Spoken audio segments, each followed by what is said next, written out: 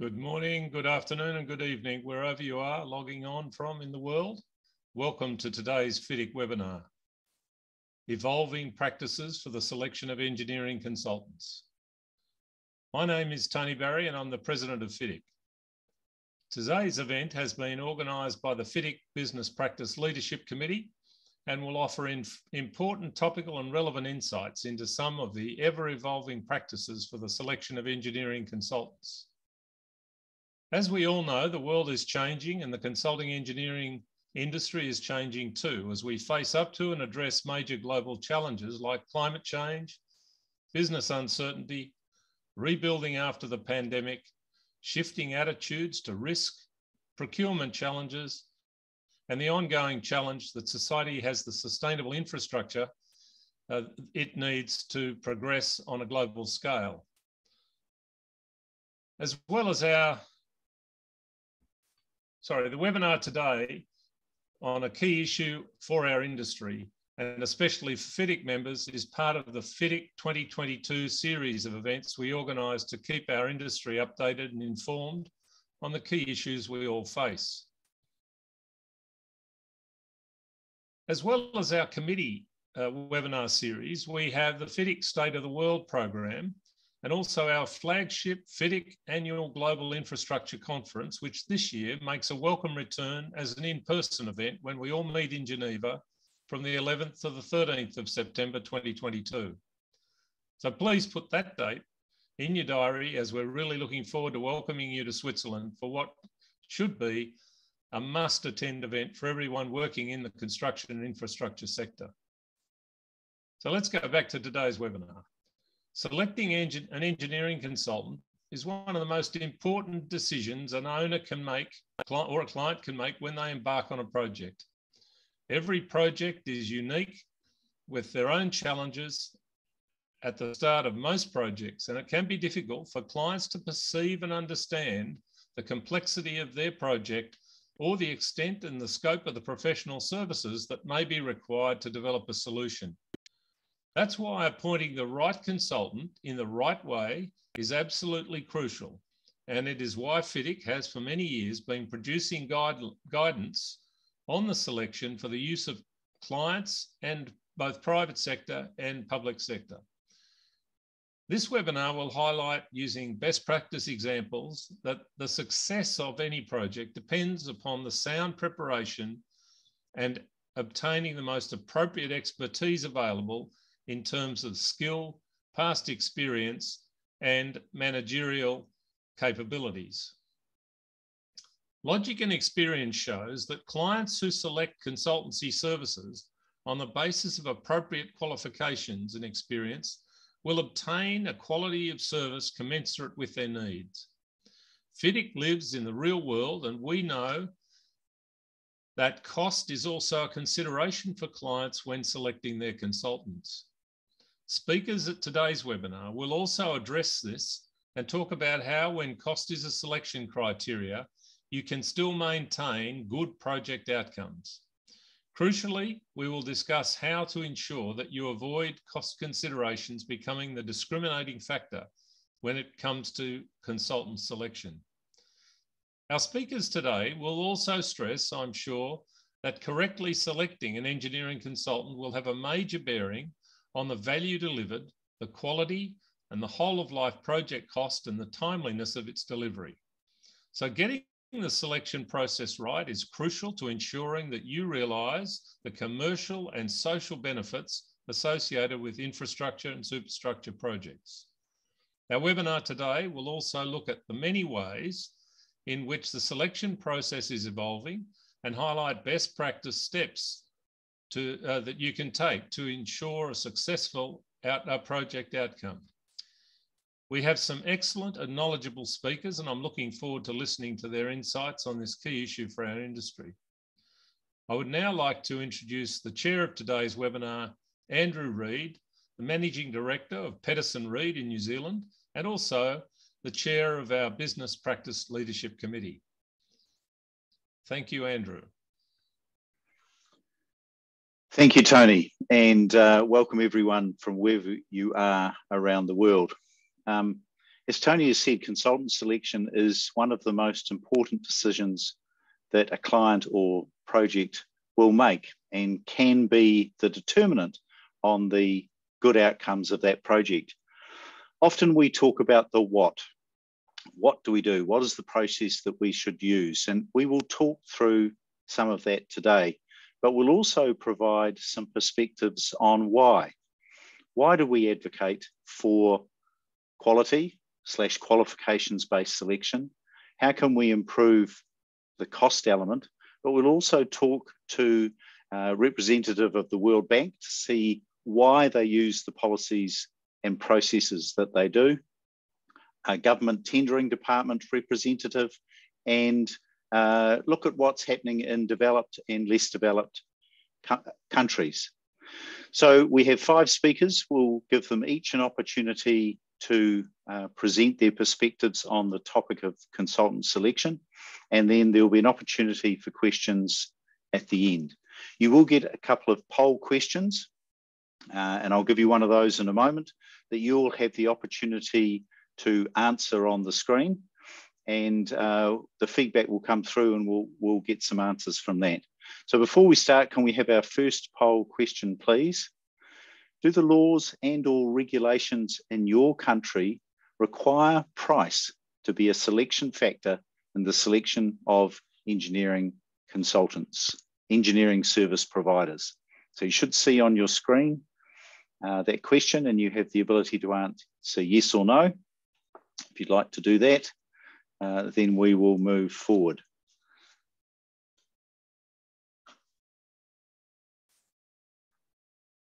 Poll results will come when they come through. I will share with you. I'd like to introduce, so the answer to the poll questions, I don't know whether you can see this or not. Do the laws or regulations require price? 70% of the respondents said yes, prices are a requiring factor. 30% price isn't. So just a little bit of interesting perspective. I'd like to introduce our first speaker, Mark Steiner, who is the principal consultant to the American Council of Engineering Companies. Mark is presently on FIDIC's Business Practice Leadership Committee and will give a perspective on the importance of consultant selection. Mark, may I pass over to you, please? Thank you. Thank you, Andrew. Let me start by just amplifying a little bit of what Tony talked about, some facts about infrastructure projects. They are unique. They're unique predominantly because of location, topography, geology, weather, available utilities, prospective workforce, resources, materials, access, and many more things. Also, the culture of the area, the client, does create a unique situation. The function, flexibility, the performance requirements, the duration, the life expectancy, and also the value to the client and to the public. Today's projects are also exceedingly complex, or can be exceedingly complex. It's no longer just providing a facility or a road or something. It now includes sustainability, resource use control, climate change mitigation, natural and man-made disasters, security, flexibility, and community and public acceptance all play a part. So what does this mean in selecting the right consultant? First of all, let me underline the fact that a consultant in today's world usually ends up being a team that is providing expertise, experience, and all the factors going into a successful project.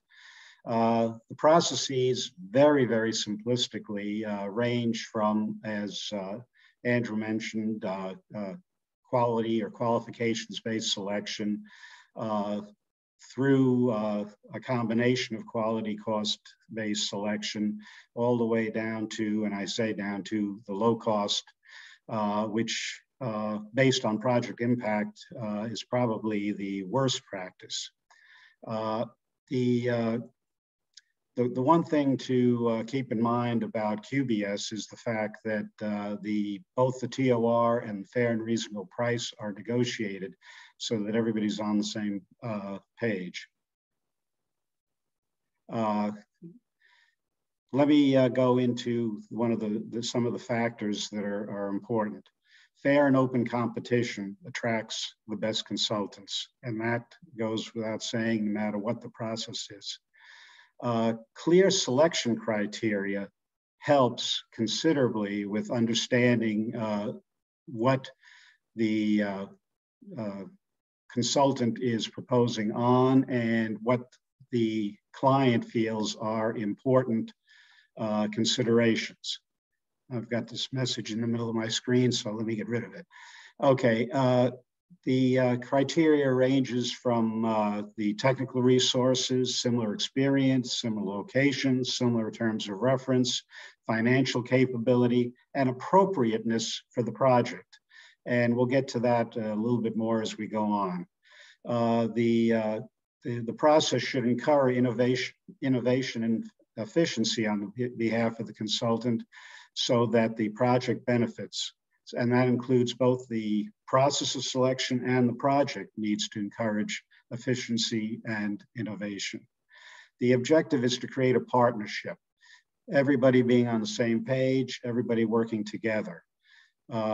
Risk reduction is important for all, the consultant, the stakeholders, the public, and that includes lives, property, economy, and we'll get to that a little bit more. The basic goals, cost control, schedule control, improved safety, environmental management, effective contract management, and disputes reduction in coming up with the final project. One important consideration to keep in mind is that the selection of the consultant is not a place to try to affect major cost savings. Based on studies across the globe, actually, about 1 to 2% of the long-term or ownership costs of a project are actually involved in the consultant services. When I say ownership costs, I'm talking construction, O&M, decommissioning, all the costs that go over the life cycle of a project. But also most important is the fact that consultancy severely impacts or benefits performance, safety, sustainability, environmental impacts, etc. Price selection has drawbacks. Most among that is the fact that in order to be fair, to have a proper comparison, you fix the scope. This might invite later risk of changes under sole source negotiation conditions, and sometimes affects the thinking that goes into the proposals by the consultants. And it's also, what is the message you're sending to the consultant? You want to encourage innovation, but you're telling him that he shouldn't be taking risk, he shouldn't be making any innovations. It encourages legal conflict in order to recoup resources, and in essence creates an adversarial relationship.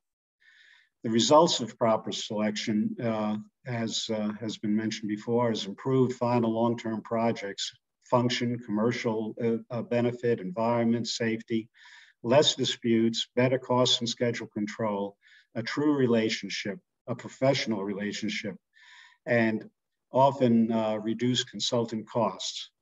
It has often been said that the quality of construction services is directly proportional to the successful project, and especially over the long term.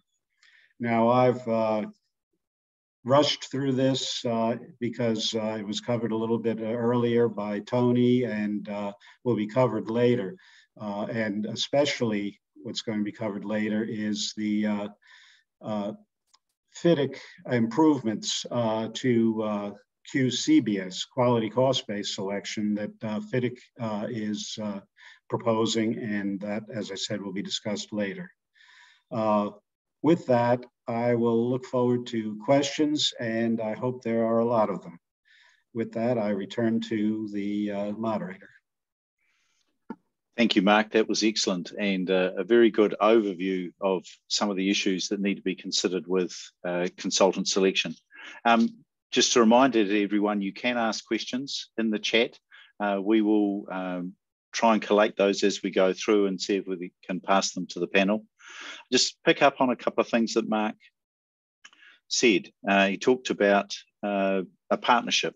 The projects are a partnership between the consultant, the client, and the project, and getting the balance between project scoping and innovation correct is key. He didn't talk specifically about, but fair allocation of risk is a fundamental part of that, developing, selecting a consultant and creating a good contractual relationship. I'd now like to introduce Tesfalim Ghebreyesus, who's the lead procurement specialist at the World Bank. Tesfalim will provide a perspective for us on the why behind the what in some of the processes that the World Bank uses in all our collective interests. And we'll again, opportunity for questions at the end.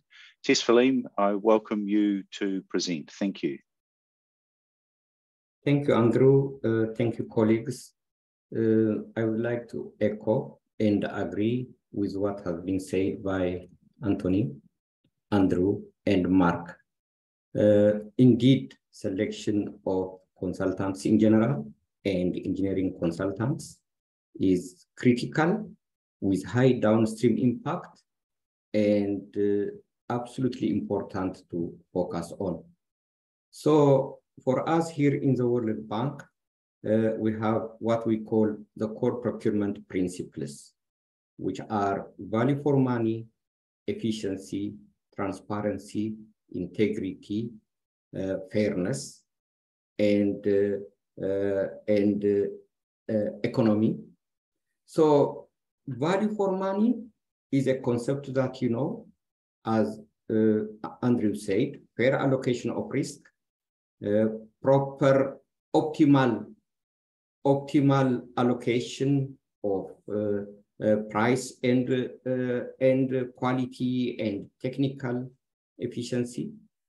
So in order to enable one to select or to have proper approach to the market and selection of consulting firms, and for that matter, for all other that we do, all our projects are required to have what we call a project procurement strategy for development. So the strategy document will, from the outset of the project, outline, it's prepared by the borrowing country, reviewed by the bank. So it assesses the market, assesses risk, complexity, nature, and comes out with optimal approach to market and optimal selection methods. So some of the key selection methods for consulting firms that we apply, as you know, predominantly quality and cost-based selection, quality-based selection, fixed budget selection, and so on, to fit the purpose of that particular assignment given the nature. Now, when it comes to quality-based selection, we require that the percentages could be as high as 90% for relatively complex assignments, to maybe in the range of 80 to 70. So if you ask me my experience in quality cost-based selection in our projects, the average allocation of quality and cost that I have seen is in the range of 80%. I have also seen 90%. For fairly standardized assignments, very standardized, I must say, the percentage may get lower. We also have the quality-based selection, where quality or qualifications is 100%. So the quality cost-based selection, 90%, 85% approach towards the spectrum of the quality-based selection. In terms of statistics, for example, in 2011, out of all the consulting services that were awarded, about 93% were based on QCBS and QBS. Of course, predominantly QCBS, but still it may help you to see the utmost importance and significance that is given to quality. Now, in order to try to help our borrowers to properly select consultants, we require them to have a request for expression of interest to which the complete terms of reference should be attached. So there was this practice in the past where requests for expressions of interest are selected based on half a paragraph description of the assignment. And then when the actual proposals comes, it may be a different story. So a complete terms of reference, request for expressions of interest, and short list to be prepared. So once the short list is prepared based on relevant experience and related criteria of the firms, then they go into the proposal stage to help, to support, to guide this process. We have the request for proposal documents, which is a two-envelope process, technical and financial. So they are opened separately so that price, if we are going through the QCBS process. In the QBS process, of course, you know, it's based on quality, and then the highest ranking firm will be requested to submit normally its financial proposals. Now, so I spoke about quality weightages. Key criteria that may be used in quality or that are used in quality-based selection and quality and cost-based selection, and in QCBS and QBS are the relevant experience and qualifications of key staff, and very important, the work plan, methodology, approach, level of innovation, and specific experience of the firm, among others. So a lot of attention is given to the methodology, the approach, the innovation of the consulting firm's proposal. Now, to enhance transparency, fairness, and integrity, our request for proposal documents and our regulations require that there must be a pause after the technical proposal is evaluated and inform the consultants who have succeeded in the technical or not succeeded, and have a pause time to give them the opportunity to express their concerns or complain. Now, at the end of the combined evaluation, if QCBS is used or QBS at the end, then there is what we call the notification of intention to award, which is sent to all, and then there is a standstill period of about 10 days, and within that 10 days, requests for debriefing could come, complaints could come. So that is to increase the transparency part. Among others, there are others. Now, fairness, open competition is key. So the direct selection method is used only in justified circumstances, and the justified circumstances could be are outlined. It could be for continuity, or it could be in emergency situations or other circumstances. Otherwise, it's always based on competition. Now, in terms of supporting the borrowing countries, continuous supervision, periodic supervision is done, and then we have what we call the prior and post review for above a certain threshold assignments. They are subject to prior review, meaning their request for proposal, their evaluation is reviewed a priori by the World Bank. And for relatively simpler and smaller assignments, it's based on post review. I'm sorry, I don't want to miss some points. Now, in terms of contracting, we have the two types of contracting, the lump sum, where outputs are well defined and so on. And then we have the time-based type of contracts. Our contracts are significantly strengthened in the past years, particularly to address environmental and social policies, to address our environmental and social policies, among others. So all in all, open competition, transparent, high attention to quality, appropriate selection methods, appropriate allocation of risks, all of this go into proper selection of consulting firms in general and engineering consultants in particular, where the downstream impact is really high and where it is very significant. So this is all that I could give you in this few minutes. I could say in these few minutes, but please feel free to ask at your service anytime. Thank you. Thank you very much, Tesfaleem. That's an excellent overview of World Bank processes, and great to see the growth in QBS, an understanding of some of the limitations that QCBS brings to a project, and also, not surprising, the focus on transparency, fairness, open competition, and quality. And also great to see in the last few years the increased focus on environmental and social outcomes in the contracts that the World Bank is supporting. So thank you very much. Again, a reminder to those listening that you're welcome to post questions in the chat. We'll keep an eye out for those and bring those to the speakers at the end of this presentation. I'd now like to introduce Mohammed Khalifat from Jordan. Mohammed is the Director General of the Government Tenders Department in Jordan and will give us a country government perspective on some of the processes they use and some of the things they're seeing in terms of consultant selection. Mohammed, welcome. Thank you, Andrew.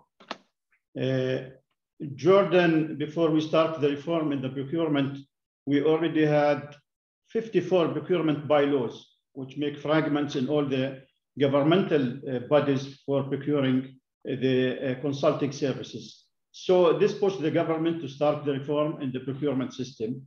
And why the reform in the procurement system? Because procurement is one of the most powerful tools in public financial management. So the government is starting to have a unified bylaw for all governmental entities and units. So in the government procurement system that is in line with the good practices can achieve the best value for money, foster improved governance and social accountability, make services delivery more efficient and equitable, increase the participation in the private sector in the economic development, enhance the principles of governance, provide the fair treatment to business community dealing with the procuring entities, and provide an enabling environment for micro and small medium enterprises to compete in the public procurement process. So within this context, the government launched the reform process in the procurement system to achieve the best value for money in an environment of principles of transparency, integrity, equal opportunity, and accountability. So in the modern procurement system, in our unified bylaw, the government of Jordan initiated the reform in the programs in its financial sector to optimize public expenditures in the collaboration with several international agencies. One of the main area deeply addressed by the reform of the government procurement system, addressed by first, the legislation reform, institutional restructuring, capacity building, and the e-procurement. And these four major pillars in the reform are in line with the recommendations of FIDIC policies. So starting from the legal framework, we have first the government procurement policies document that lead and put the aims to provide a set of general policies that constitute an integrated vision for reforming the government procurement system and promoting good governance and integrity in the government procurement. Also, the government procurement bylaw was issued last February. Instructions for regulating the government procurement procedures also were issued by the government, and the set of standard bidding documents has been finalized, under discussion now in the pipeline. These documents are being drafted in accordance with the bylaw and its implementing regulations, and based on the standard bidding documents of the World Bank as one of the international good practices. So after we have the standard bidding documents, and we have the legislation reform, so we go to the government procurement policies that managing the government procurement in a way of achieves the goal and saves the public expenditures, strategic stock, creating job opportunities, and transparency and accountability. So 3 pillars of institutional arrangements according to the bylaw. The first of all is the Procurement Policies Committee, which is a ministerial. It is the first time we have a ministerial committee that is responsible for the procurement in the government, and functions are also of this committee were in the bylaw itself. Also, it has the ability to review and propose documents of the bylaw submitted to the Council of Ministers. It also vested with the ratification of the paramount decisions issued by the procuring entities. So the second in the restructuring of the form is the procurement complaint review. In Jordan, for the first time, we have a complaint review committee that give the bidders or tenderers the right to object and complain on 2 mechanisms. The first tier is you have the right to object to the procuring entity or the procuring committee, and the second tier is that you have the right to complain to the procurement committee review, and it is an independent administrative review which is based in the Prime Ministry to give the power for this committee. Also, the bylaw have 2 central procuring entities because Jordan is a small country. So we have GTD, which is the Government Tendering Department for Works and Technical Services, and we have GPD for procuring the goods. Now, for the capacity building, if you have the best law in the world and you don't have skilled people, you cannot get the results you need. So we go in the capacity building. We have the short term and for the awareness for the importance of the bylaw and the procurement. Also, we have the medium term, which give professionalization for the procurement officers in all the government entities. And we have the long term, which have in the strategy aim to integrate academic education with the context of government procurement and its governance at a level of university education for diploma, bachelor degree, and master degree.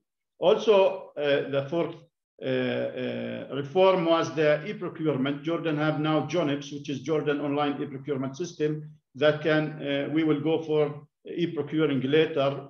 Now we are working online and offline, and we hope to make it within the coming couple of years, we will make it mandatory to have the e-procurement as a procuring method in Jordan. So back to the legislation reform. So we go to the standard bidding documents for procurement of technical services, which is our core here in this webinar. So with the support of the World Bank, we have the 2 documents prepared, the standard for request for proposals, which is 2 envelopes, and we have the standard bid evaluation for technical services. These documents were prepared in accordance with the bylaw and its instructions, and based on the standard bidding documents of the World Bank. The main feature of the standard bidding documents in Jordan is to have clear instructions to consultants that take into consideration the differences between the one procurement to another, and they also provide information to help consultants to prepare their proposals. Information also provided for submission, opening, evaluation of bids, and award of contracts. A clear evaluation criteria, which is they mentioned, it is also very important, and a clear methodology for applying them. Technical and financial forms to be used by the tenderers in preparing their proposals, general and special conditions of the contract. And also these standard bidding documents also have some kind of environmental and social requirements, and also the code of ethics and conduct as innovations. So for the evaluation of the bids, according to the standard bidding documents, the bids shall be evaluated by using a criteria stated in the procurement documents, and another criteria, no other criteria should be used other than what is mentioned in the procurement documents. Also, the eligibility and the qualifications of bidders shall be evaluated in accordance with the criteria set forth in the procurement documents or pre-qualification documents.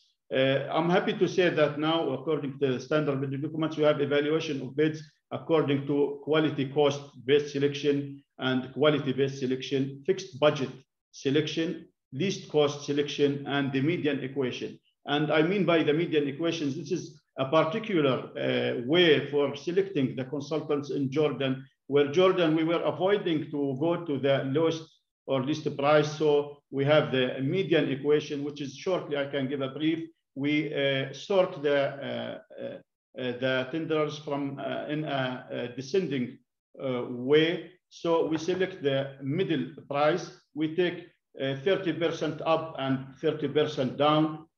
All those out of these 30% up and down go out from the competition. Then we take the average of those who are inside the competition, and we award the contract to those who are 10% below the average, the nearest to the 10% to the average. I think you all know these methods of selection. I will pass on them. So I give also an idea about the median equation. I'd like to say some of the challenges we faced in Jordan regarding these reforms, about resistance to change. People don't like to change their mentality or their what methods they get used to use in the procurement. Also, the low capacity of the procurement professionals. We will give this a lot of attention to have good officers in procurements and to follow the process, to have excellent experience in the evaluation. Also, we have a lack of funds in Jordan, and sometimes the private sector did not give good cooperation for the reforms. Also, in educate infrastructure, because we want to give the e-procurement to all the country, all the municipalities, universities. So they should have enough technical infrastructure to apply the e-procurement. I think FIDIC can help in the selection of the quality-based by having forms for the performance of the consulting firms. In Jordan now, we are working to have significant forms that will be inserted in the standard bidding documents. These forms, the consultant firms should know they will be evaluated according to these forms. So in their next procurement process, they will submit these evaluation forms done by for example, by the client. So the client can use these forms to know that this consultant have good experience and a good relation with the client.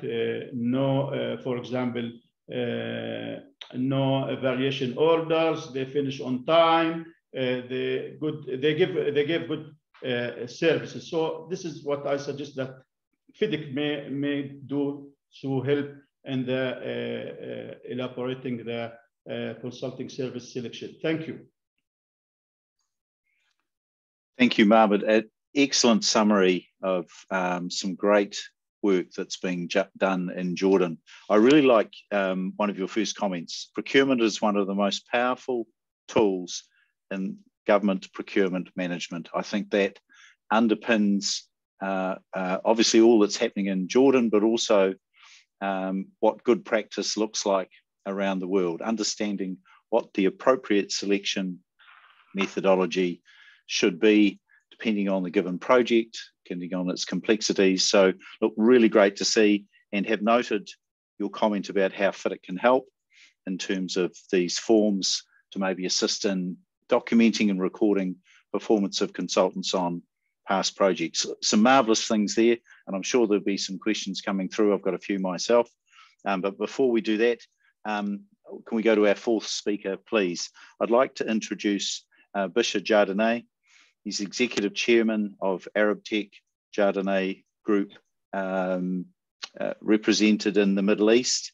Bisha has been on the executive committee or the board of FIDIC a number of years ago, so is well known to FIDIC, and is maybe going to look at possibly a two worlds view, looking at QBS and CBS in more economically developed countries and in developing countries, and see how that pans out. Bisha, welcome. Thank you very much. Just a little bit by way of background.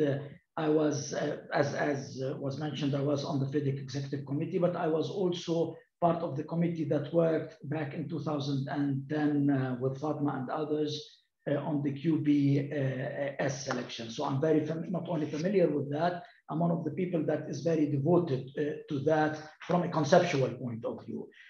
Also, just to give a background, Arab Tech Jardine has been on the ENR 200 list since 2010. It's only less than 10% of our work is in Jordan. The bulk of our work is actually in the Middle East. So we work in the GCC and other Middle East countries. So also by virtue of background, I am exposed as a practitioner to the different practices that have been evolving both in the what I would call the developed world under QBS, but yet what you face on the ground when you are part of the more, less developed countries, or what I would like to call developing countries, such as the Middle East. And the Middle East also is a combination of two worlds: the worlds that actually receive funding from the external world, and those are the less fortunate countries. And then you have the GCC, which are the oil-producing countries that have developed their wealth over the years. And when you look at all of this, you see almost all of the selection methods applied under different conditions for different reasons at the same time. So let's take, for example, to begin with, the place where we have funding agencies. You would see that you have anything from the QBS, when a job is of a specific nature that is funded by USAID, which a lot has been done in this part of the world, and it's done purely and simply under QBS. Then you could have a job that is funded by the local government that could go for a price-based selection to the other extreme. And then you have all the systems in between, including, for example, the BVA, which is the best value approach that is done under the European standards or European regulations when it is an EU system. So you see all of that at work, or have seen all of that at work. And I will come to how I see things evolving and what is the, how do I see also the future being better addressed. Now, in the GCC countries, because of the oil and the way these consultancies have, or these countries have evolved, you see different methods being used by different industries depending on the maturity of the industry. So, for example, if you're talking about the oil and gas, you would see some of the best practices in the world being applied. While if you are talking about government procurement, you could see a whole range of procurement policies, selection processes that are being used. Now, regrettably, most of this over the years have been done based on, depending on where is the leadership in a different organization, depending on what is the flavor of the month. At sometimes there has been a cyclical use of different systems. They have been inconsistent. There is always what I call the vicious cycle of unsophisticated demand that have not helped the area develop systems and processes and procurement processes that actually are conducive to things moving forward. Having said that, I'm very happy to have seen Jordan in the last few months, but that has been work in progress for the last 3 years, trying to address best practices in procurement and putting it to law and putting it to legislation. And eventually, I believe that QCB or quality price based selection or quality cost based selection is probably the natural route to QBS eventually, particularly in less developed countries, because countries are sensitive to cost. It is very difficult for them to actually negotiate contracts based on quality-based selection, although it is probably the ultimate rule. Mark mentioned something about negotiation a fair price. We've done that, the negotiation of fair price under, for example, the FAR regulation, when you have a USAID contract. That in itself is a very sophisticated method that requires capacity on behalf of the consultant, capacity on behalf of the evaluating agency, and then on behalf of the auditor at a later point in time. These things, I believe, are probably today not readily available, and that's why a transition into that could make more sense. It's good to see the document that was produced by FIDIC in 2019, which is the 3rd version of the guideline for selection of consultants. It's good to see that more and more clients are adopting this, and the international funding agencies adopting these as a way to go. And I'm more and more hopeful that adopting transitional selection methods will ultimately lead us to QBS in the global scene eventually.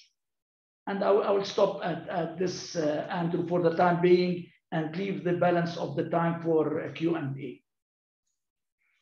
Thank you, Bisha, and very appreciative of your efforts in bringing the QBS document together and your support in that. And we're about to hear from someone else who's been intimately involved in the QBS process.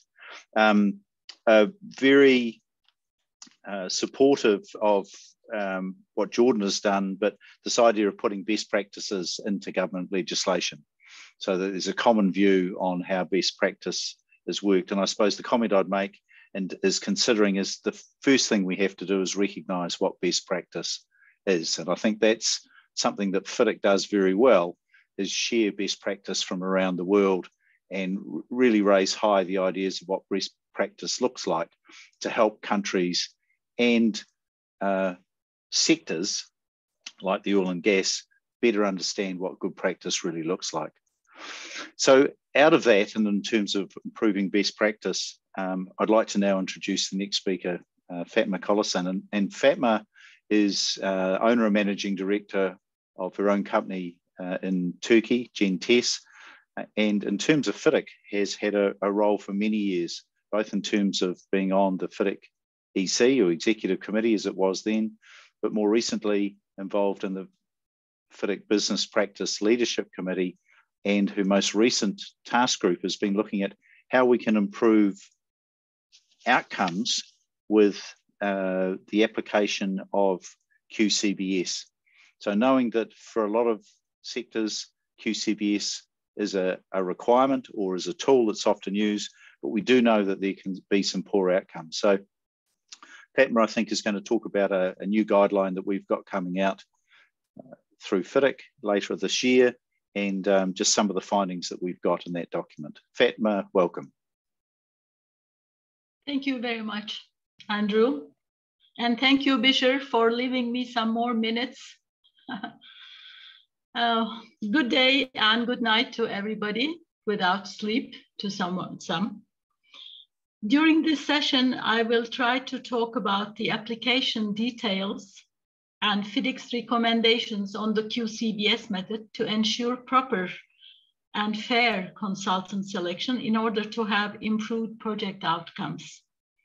QCBS procedures are explained in the FIDIC guideline for the selection of consultants, which has 3 editions now. But the ideal practice of the method still needs to be further detailed and additional recommendations be made to prevent inappropriate and unfair consultant selections. Proper application of the QCBS method is of paramount importance for the public, for owners and clients, and for the consultants, of course. Furthermore, it is also important to note that the majority of the procedures of QCBS are identical with the procedures of the QBS method. Therefore, many of the concerns and our recommendations are valid for the QBS method as well. The recently prepared, which Andrew was talking about, QCBS document prepared by the QCBS task group will soon be printed. While preparing the document, we concentrated on 19 main concerns the consultants have about fair selection processes. And in response to those concerns, we provided recommendations in order to prevent unfair procedures. I will try to talk about only 3 of those concerns and our recommendations in response. I will happily answer if you'll have further questions during the Q&A session. So first of all, of our concerns I will talk about is about long listing and short listing of the consultants. The concern is long listing and short listing steps of QCBS procedure are in many instances applied incorrectly. Some examples I can give, for instance, the client's preparation of the long lists and even short lists sometimes from their own list of consultants, a database. FIDIC does not favor using such sole source lists for the reason that their usage hinders the development of small-sized or young consultancy firms. As well, it is not fair to other consultants in the market. Another example may be clients' shortlisting of non-commercial government-owned enterprises or institutions and not-for-profit organizations together with the private sector consultants. This leads to unfair competition and harms the independent firms. The last but not the least one I can name is the clients not limiting the maximum number of consultants to be shortlisted.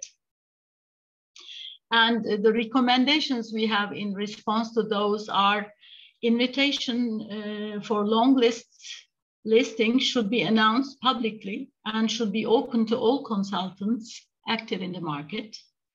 Government-owned enterprises or institutions and not-for-profit organizations such as NGOs, universities, UN agencies, etc., should not be included in the same shortlist along with private firms unless they operate as commercial entities. During shortlisting, consultants should be evaluated on their project-specific qualifications, not the general quality. Most important portions of which being the project-specific past performance and methodology. Past performance is a stronger predictor of future performance than any other measure. Also, an effective QCBS process should eliminate a significant portion of long-listed firms during the shortlisting phase of the selection process. It is recommended that the clients limit the number of shortlisted firms with a target of 3 as minimum and 7 as maximum, as the FIDIC's recommendation, because the multi-development banks allow 3 to 6, and EU, for instance, allows maximum of 7 consultants to be shortlisted, not more than 7. When the maximum number is more, it becomes difficult for the evaluation teams to compare and correctly evaluate the proposals. The second reason is that it is unfair to ask for preparation of proposals from too many consultants, which is time-consuming, is of course expensive. On the other hand, when the number is less than 3, it hinders a fair competition. Our second concern I will talk about today is the announcement of shortlisted consultants. Concern is the clients some clients refraining from public announcement of the shortlisted consultants, even being unwilling to announce the shortlisted consultants to the other participants of the tender. And our recommendation is, after the shortlisting process is completed, it is recommended that the shortlisted consultants be made public to demonstrate that the process is transparent. This is also useful for the other shortlisted consultants to learn with which consultants they will be competing. Another approach might be the public announcement of all the participants, disclosing separately the shortlisted ones and the other participants. This will permit the shortlisted consultants to establish associations with the ones not shortlisted to strengthen their positions. This is acceptable provided that the client's approval is obtained before the proposal submission date.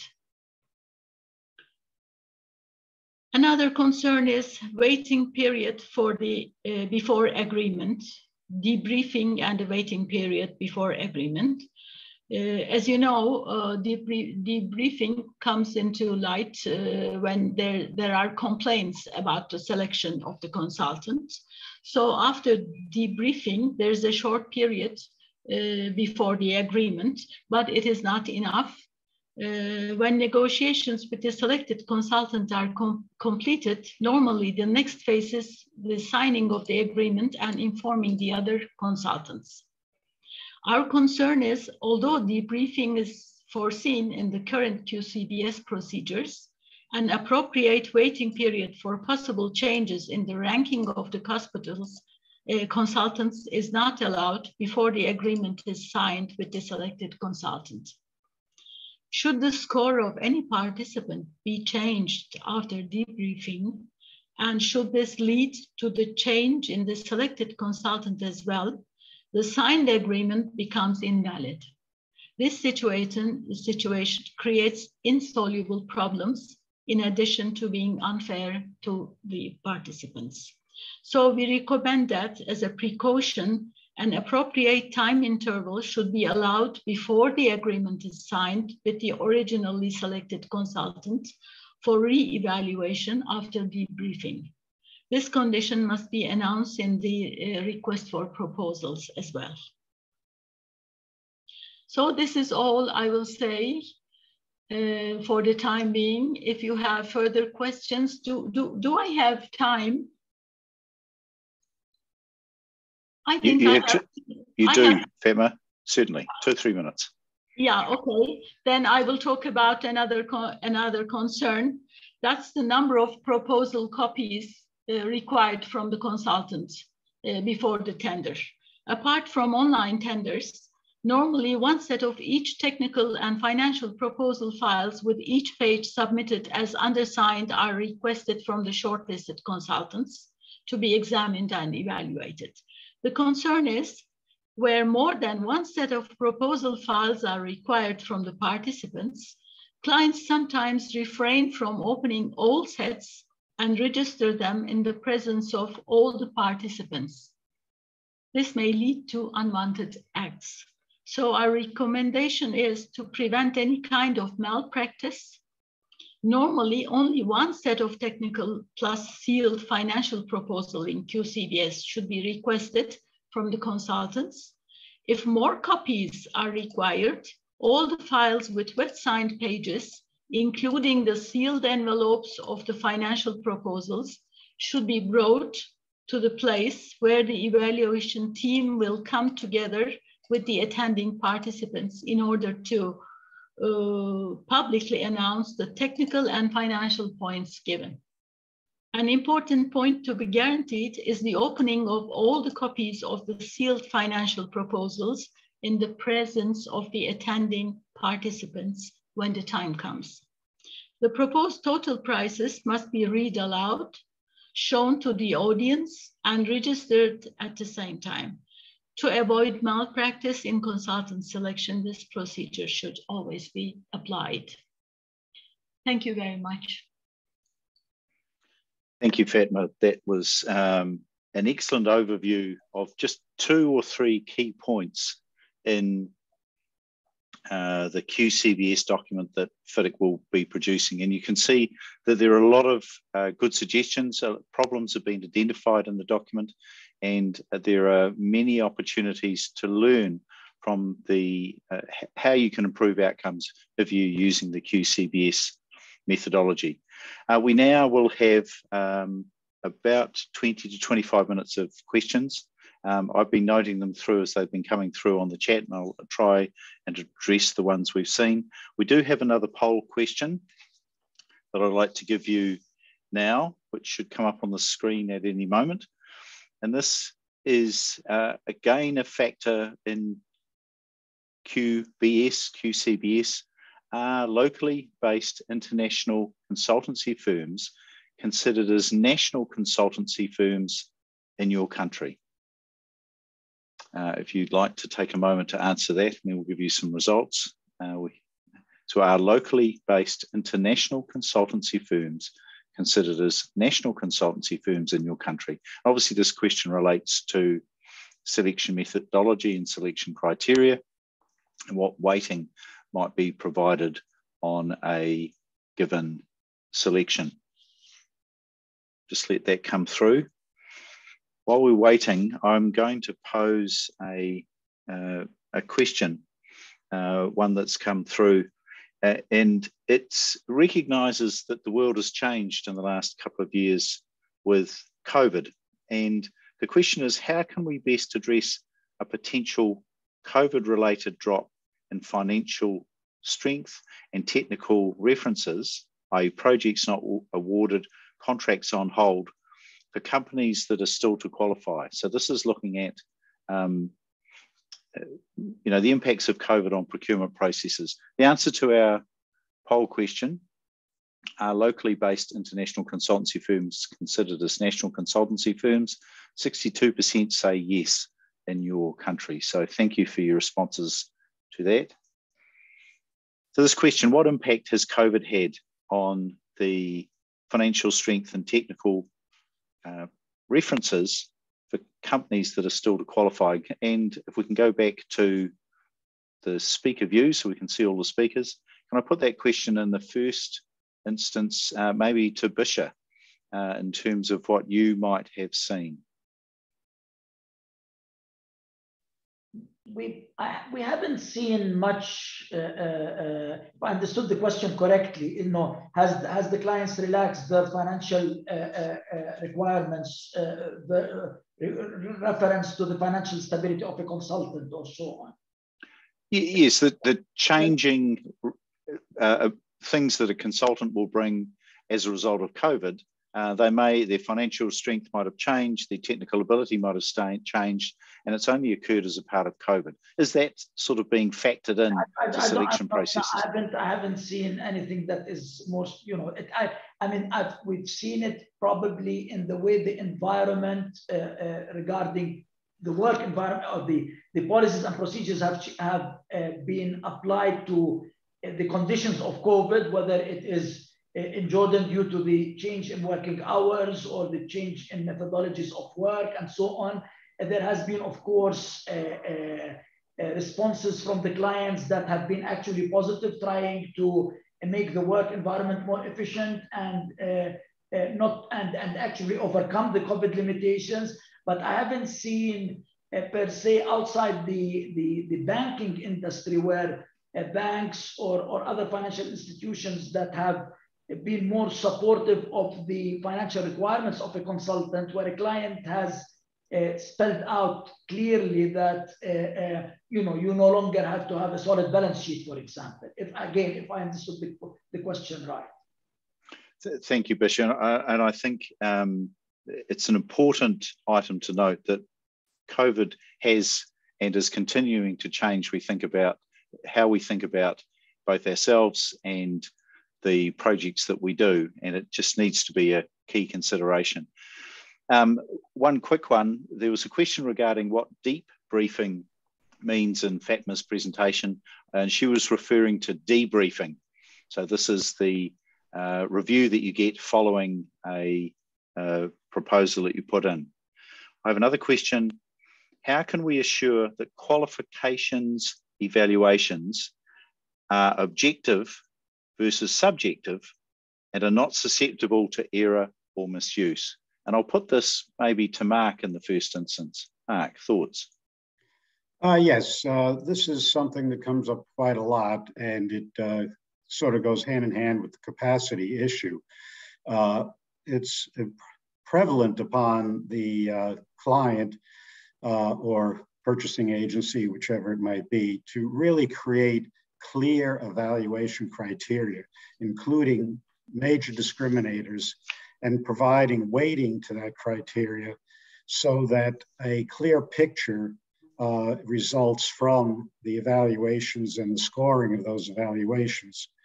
The more that's done, the less there is a chance of, how would you say, overriding them with just opinions in that.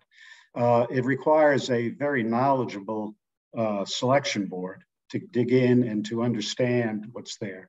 Another important thing that has come out in a few of the discussions is the appropriateness of the qualifications, the different experience requirements, technical requirements, financial requirements to the project. And sometimes you'll find that people are overwhelmed with degrees and high-level sounding titles and things like that. And you really need to very carefully evaluate the team that you're actually going to get and how appropriate they are for the work involved and what you need. And the bottom line is, when you're going to a preset criteria that has scoring limitations in it, you have to avoid the tendency of many to provide full scores to everybody, because that completely negates the true assessment of the quality that you're expecting to result. There is no foolproof way when you're, how would you say, using qualifications and experience as criteria to avoid any subjectivity. But the more that you define it, the more that you contain it, the more that you can get consistent, repeatable results. And we found that in the US, that it really comes down to the how you establish the criteria, and that everybody is aware of it and what points are being given to what criteria. Thank you, Mark. That's a very good summary, and I think objectivity aligns very much with transparency of process, and again, the goal to get better outcomes. And to get better outcomes, you need to be considering and managing the processes that you use in terms of procurement to make sure that you get the outcomes that you hope you are planning for, and make sure your processes are appropriate. I have Andrew? Certainly, Tesfelin.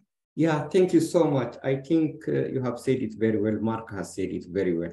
So based on many years of experience, this is my observation. One, the evaluation criteria should be as clear as possible, including sub-criteria if possible. It should not end up to be a mechanical exercise, but an exercise that will lead to outcome. So criteria is absolutely important with sub-criteria as appropriate. The other observations that I have is the evaluation committee, quality of the evaluation committee, expertise, combination of expertise in the committee. Sometimes it may be done by a committee, just a committee. No, this is, you are evaluating experts, we are evaluating professional services. So utmost efforts must be given to the formation of appropriate evaluation committee. The other observation that I have, we always require a short list, not a long list, but advertisement followed by a short list. Now, in preparing the short list, sometimes the short list ends up to be some sort of mechanical exercise, and some borrowers would start to try to evaluate key staff and so on. No, it's not key staff that is to be evaluated at the shortlisting stage. Key staff is for the future proposal. So that distorts, and that's my observation. We do not allow that. So proper criteria, appropriate shortlisting, appropriate committee of experts. The other final point that I must add is we require that it's not just giving marks and averaging and so on. They must be explained why you give 5 out of 10 to firm A versus 8 out of 10 to firm B. The relative strengths and weaknesses. What are the relative strengths? Of course, it's not an exact science, so you may not exactly be able, but at least one, by looking into the report, one must be able to look into the strengths and weaknesses and the explanations given and make a judgment as to how these scores have been allocated. So these are some of the practical observations that I would like to share. Thank you. Thank you very much, Tessalin. Look, some excellent feedback there, and I suppose I'd summarise it by the importance of having the right people, both from the consultant and the client end, during the evaluation process. The evaluation process is just as important as the scoping and the other aspects of the project. So thank you. I have a question for Mohammed, if I may, that comes upon the implementation of your procurement complaint review process. And the question is, specifically, it's how many complaints, but I think it's more broadly, are you getting feedback? Is that process starting to work? And are you finding that consultants are getting engaged? And how effective is sort of this feedback process? Mohammed, any thoughts on that?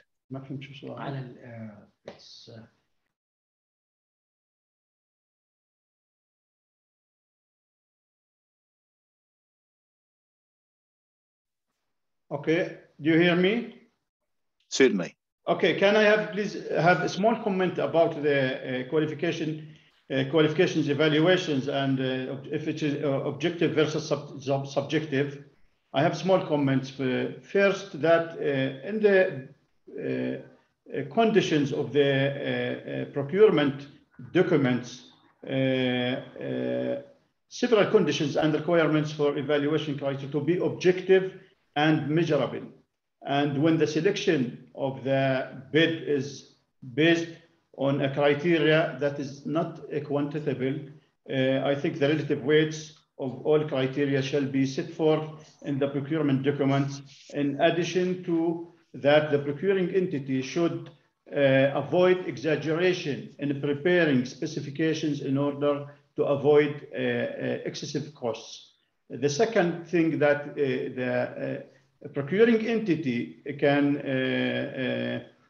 put in the technical committee, sometimes they can, for example, people from the private, experts from the private sector, they can also participate in the evaluation process. And the third thing that also contains the forms that all members of the technical committee are required to abide by and sign and disclose to any conflict of interest confidentially and impartially declarations. This is a comment about the subjective and objective of the evaluation. Regarding your question about COVID and about the complaint committee, in the COVID, during the COVID period in Jordan, Jordan considered that the COVID is an exceptional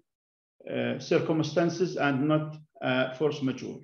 Okay, so we extend all the contracts by the time when there's a pledge by the government from moving for all people, or when there were a curfew.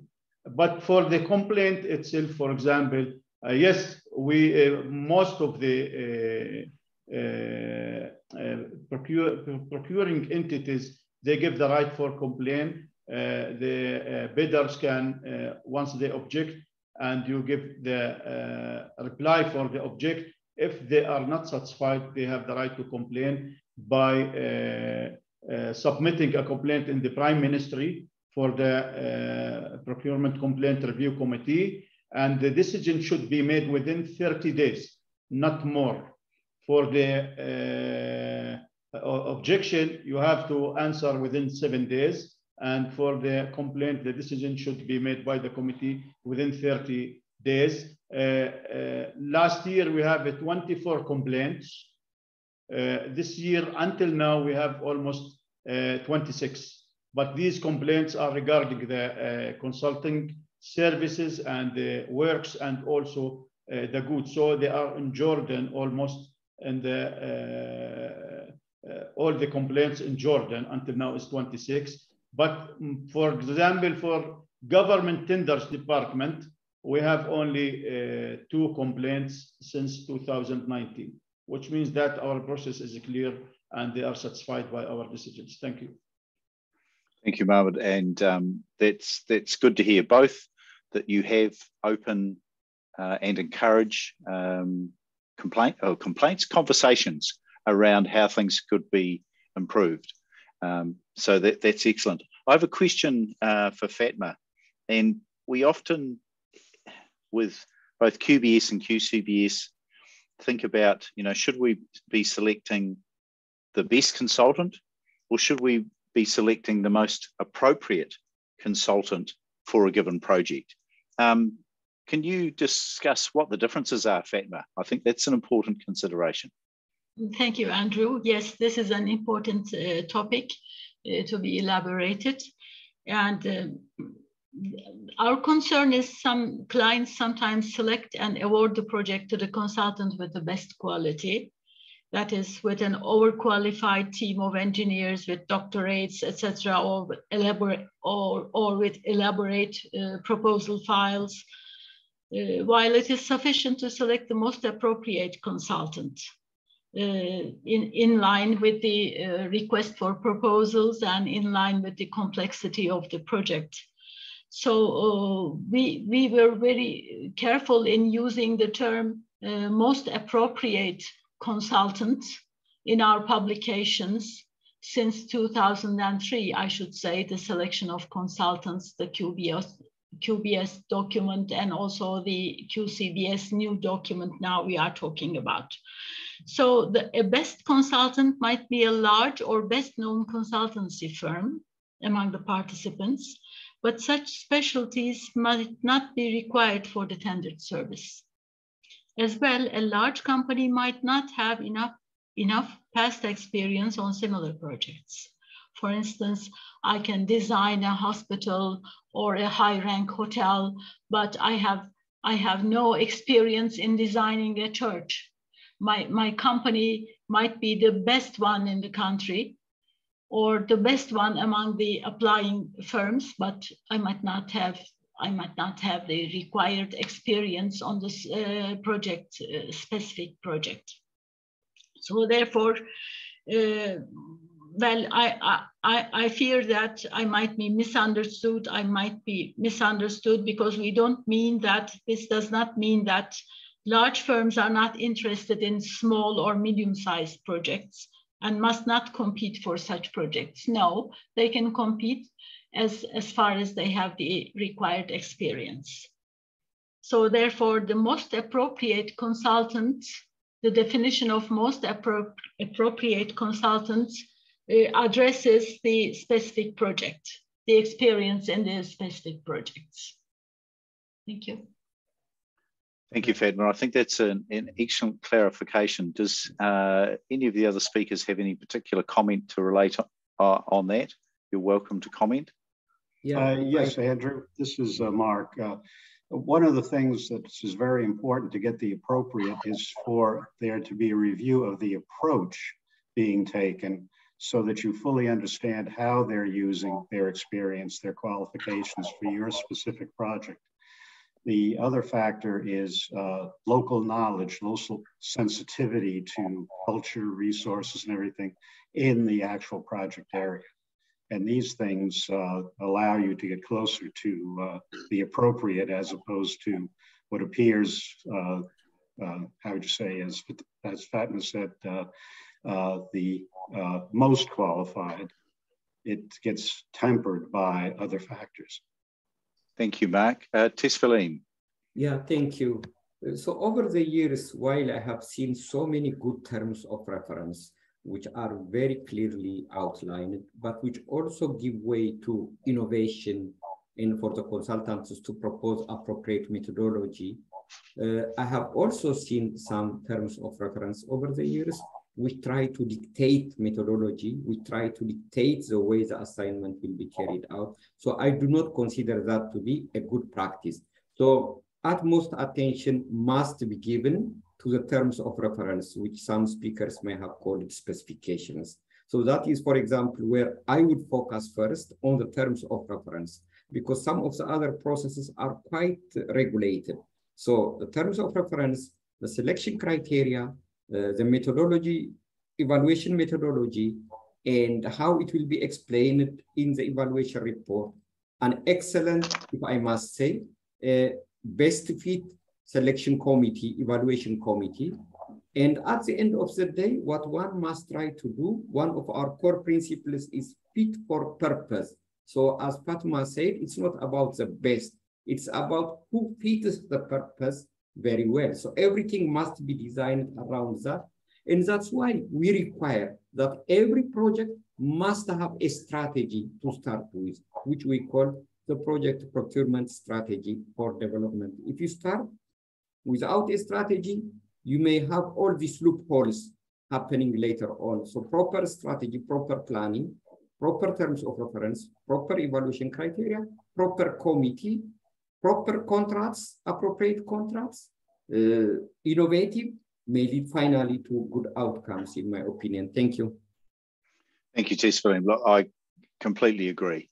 I think what the consulting sector sometimes is not good at is often offering to help clients develop those evaluating committees to help develop the correct processes to get the balance between scoping a project and getting innovation correct. The World Bank obviously has the skills and the expertise to do that, and what FIDIC encourages is clients around the world to seek help in these areas so that they do have great evaluating panels, that they've got great proposal documents coming out so that we can target and head towards the right solution. So excellent, very good comment. One of the questions, or a couple of the questions that have come through, is this feeling that often with QCBS, it's the lowest cost proposal that is chosen. And in various terms, that's some of the questions that have come through. Again, I put the question to you, how do we ensure that the lowest cost solution isn't the one chosen, but the most appropriate? And we have literally just a couple of moments for this question. Bisha, would you like to answer this or provide a comment? Yes. Well, one of the things is that, of course, as has been mentioned, that the weight between quality and cost needs to be at the upper echelon of things. So when we're looking, FIDIC in its document suggests that cost should never contribute more than 20%. This is one. Second, I think if the terms of reference are well defined and the scoping of the document is well defined, which is something that we did not touch on, because selection, although is a function of the qualifications of the consultant, the quality of the staff, the understanding and the methodology, but if the definition of the scope is ill-defined, this is when you do have, even with the best intentions of the consultants, a variation in the way the prices come in. So the better the definition of the scope is, the better the understanding of the consultant is, the better of the terms of contract are, the closer the prices are. And I always feel that there needs to be almost like, I always like it when the client responsibly almost bid with the job with you by placing in a price estimate that is reasonably done, that is not run by the, the budgeting department. And if that is then a measure under which prices are gauged, and some of the bids, even if they qualify, are considered unresponsive because of the responsibility of the financial offer, could be an added thing that could help. Look, thank you, Bisha. And unfortunately, we are at or about the end of time. I'd like to give President Tony Barry a couple of minutes to finish off. We have one, if you're very quick, final poll question. And it just leads into this concept of lowest price. In your country, when selecting consultants using the quality cost-based selection method, is the concept of abnormally low price usually a defined criteria in requests for proposals?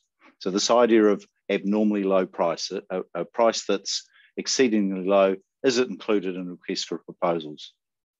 While we're waiting for that to come through, can I thank all of our speakers for their time and their great insights, and apologies to those of you who've put questions in that I haven't had an opportunity to present, but hopefully we'll get a chance to read those. So just waiting for the response to this poll question will come up. Is abnormally low price usually a defined criteria? 58% say no, and 42% say yes. I'd now like to pass back to Tony Barry to close off the webinar. Tony. Thank you, Andrew, for hosting what I think has been an excellent webinar. Many industry participants around the world have raised concerns about consultant selection and the terms of engagement in various FIDIC forums, many of which have been touched on here by the speakers tonight in our webinar.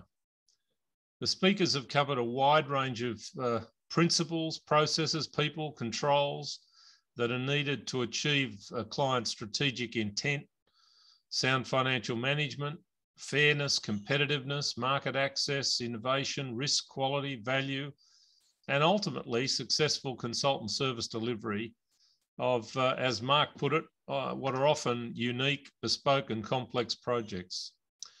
Thank you, Andrew, for moderating the webinar, and to our speakers, Mark, Tesfalem, Mahmoud, Bishop, Fatma, etc., for all of your contributions, both to our webinar today, but also for your contributions to the development of our infrastructure industry globally.